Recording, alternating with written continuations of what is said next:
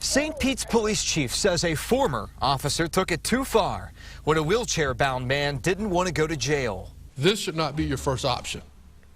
This isn't your first option. And that's what he did. He made this his first option. All right, dude, you got a warrant for your arrest. Let's go back to June when the manager of a convenience store called police and wanted 64-year-old Timothy Grant removed from the property because he was panhandling. Officer Matthew Cavender, who had barely been on the job with the department for a year, came, and when he realized Grant had 5 warrants, he tried to arrest him. Till today, I still cannot explain to you why that officer went to his taser. Are you going to walk or not?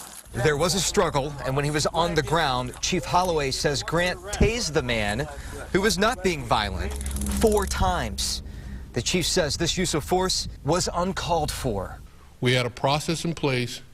The command staff looked at this tape, looked at the report, saw what the officer did, and took it right to the officer professional standard like they're supposed to be.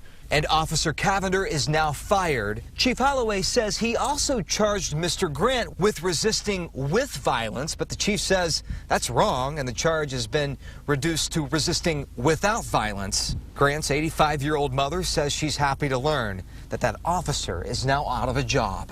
I feel like justice been done. Yes, goodness.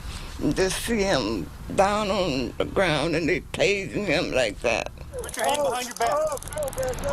Mr. Grant is currently in prison on an unrelated case. Officer Cavender could not be reached for comment. Kelly, this case has been turned over to the Florida Department of Law Enforcement for more review. Back to you. All right, Dan Maddox reporting for us. Thank you so much, Dan.